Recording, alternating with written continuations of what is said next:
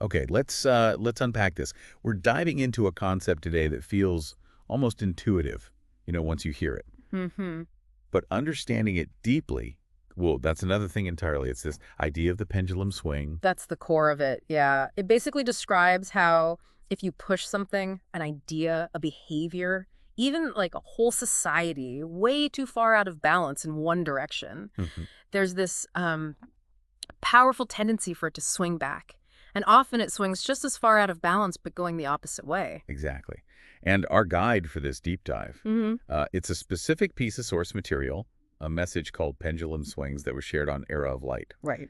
And this source really explores the concept and gives some pretty pointed examples. So our mission today is basically to dissect how the source explains it, look closely at the examples it uses, and really trying to understand this distinction it makes Cool. between just knowing about the pendulum swing, like rationally, and actually integrating that knowledge, and why that integration piece is so important, according to the source. Yeah, the source kicks off right away with that, doesn't it? That crucial difference.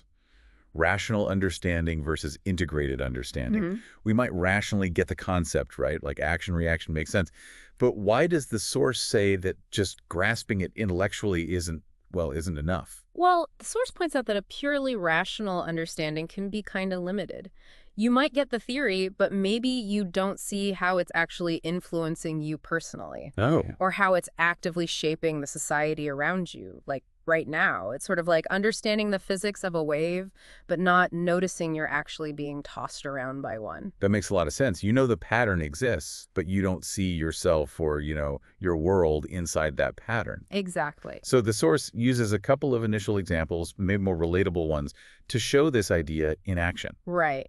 One example it brings up, and it does say this is a broad generalization, is the historical poor treatment of women. It suggests that the pendulum has swung, maybe, to a current poor treatment of men. But what's really notable is how the source frames it. How so? It specifically says this swing isn't justice, it's just injustice showing up in the other direction.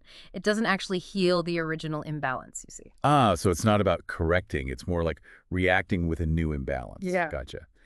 The source also touches on attitudes towards sex. Yeah, it does. It suggests that historically there was maybe excessive shame or, weirdness around the topic. Hmm. And the swing has gone arguably towards a place where the potential emotional downsides of casual hookups maybe aren't highlighted enough, especially for younger people who might develop real feelings and then get hurt when the other person just moves on. And the source mentions something about that causing another swing back. Yeah, it notes that this kind of hurt seems to be slowly causing a reactive swing back, maybe away from really casual sex again. So those are examples dealing with like personal dynamics and social norms. Okay, so showing the mechanism on a smaller scale. Pretty much. But then the source really expands this to look at much larger societal level swings. And it argues these might be even harder for someone with just that rational understanding to fully grasp. Okay, right. This is where it gets really interesting. The source talks about the historical swing away from a society that, strongly controlled people. Yeah, dictating behavior, enforcing specific worldviews, like the expectation, say, in the West that you'd be Christian, go to church, that sort of thing. And the source's take is that the reaction against that control has swung really heavily towards widespread atheism and extreme individualism. That's the argument it makes, yeah. A big swing. So what does the source see as the consequences of that swing towards extreme individualism? Well, the source posits that by sort of stripping out the divine, however you define that, religiously or otherwise, society has lost a whole lot. That's the phrase it uses. Hmm. And it makes the claim that for many people, what it calls the mainstream narrative has pretty much taken the place of a divine authority. Replacing the divine with the mainstream narrative. Yeah. What does that actually look like, according to the source? How does that play out? Well, the source claims that challenging this mainstream narrative, even if you're bringing evidence from doctors or scientists, can lead to you being treated almost like a heretic. Wow. It even suggests that some people actively want censorship to, protect this dominant narrative. That's a really powerful framing, comparing resisting the mainstream narrative to heresy, and even mentioning desires for censorship. It's definitely a strong claim the source is making there. And tied into this individualism swing, the source talks about the atomization of people. Atomization. Yeah. It argues that, okay, the old enforced community wasn't perfect, obviously not. But the current situation where so many people live alone isn't really serving most people well either. Mm. According to the source, most people are actually social beings who'd probably do better, feel better in some kind of community or living with family. And the source ties this atomization, this individualism, directly to how we approach big problems, right? Like trying to solve global issues. Exactly. It points to that feeling lots of people have. I can't solve the problems of the earth all by myself. Yeah, that overwhelming feeling. And the source sees that sense of huge individual burden as coming directly from an excessively individualistic lens. So seeing it as my job alone, rather than like a shared thing. Precisely. The source counters that by saying, look, you don't need to solve the whole puzzle yourself. The key thing is working together. You just contribute your piece. Okay.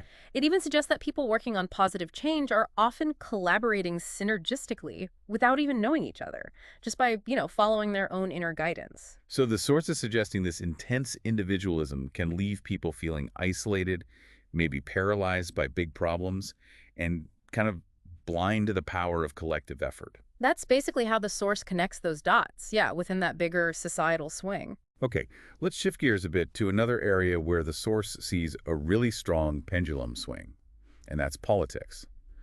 It specifically talks about what it calls the mainstream American left. Right. And the source offers a particular view here. And we should be clear, we're just reporting this perspective as it's presented in the material. Understood. It suggests that the mainstream left has, quote, lost its way. Okay. And how does the source explain that claim? What's the reasoning? It suggests they tend to prioritize ideology over, perhaps, realism and practicality. It claims they're excessively invested in identity politics and are, according to the source, too quick to label people racists or Nazis. And what does the source say the effect to that approach has been? It asserts that these actions have actually caused a current pendulum swing against the left, actively fueled it. But the source doesn't just focus on one side, does it? I remember it had a warning for the other side, too. Oh, absolutely. Very clearly. The source includes an explicit warning for people on the right. What's the warning? It says that if they react by just claiming there's absolutely nothing good about left ideology or saying all leftists are bad people, well, they're actively setting up and creating the next future pendulum swing, but this time against the right. So pushing back with that same kind of extreme black and white thinking just guarantees the pendulum keeps swinging wildly. That's the idea. So what does the source propose as the way to, step off this ride, to avoid this constant back and forth? Nuance, essentially. Right. A nuanced view. The source really pushes for acknowledging that, look, there are good people and bad people on both the left and the right. Okay. And crucially, recognizing that both mainstream left and right-wing ideologies probably have some good aspects and some flawed aspects. Right. The source's argument is that this kind of balanced, nuanced perspective is what stops you from fueling that next big swing in the opposite direction. It breaks the cycle, or at least doesn't contribute to it. This all comes back to that core point from the source, doesn't it? Yeah. It's the act of pushing excessively far in one direction that actually creates the future swing back the other way. Exactly. It really connects the actions of individuals or groups directly to these bigger patterns of imbalance over time. And that's precisely where that integrated understanding we talked about earlier comes back in. It's one thing to rationally get the pattern, like, oh yeah, pendulum swing, I see. But it's a deeper level of insight, according to the source, to see how your own actions or the actions of groups you identify with might actually be contributing to a current extreme. And by doing that, helping to lay the groundwork for the next opposite extreme down the line. And the source really tries to bring this home for the listener, asking them to look inward. Yes, definitely. It prompts you, the listener, to consider how these pendulum swings might be playing out in your own personal life. So not just society, but me. Yeah. Have you, in some area, maybe it's relationships, maybe a career, habits, even core beliefs, have you swung from one extreme imbalance maybe straight into another one going the opposite way? It really shifts it from this big societal analysis down to a very personal level of reflection. Exactly, because the value, according to the source, isn't just recognizing the pattern out there in history or society, it's integrating it so you see its potential impact on your immediate reality and maybe the choices you make day to day.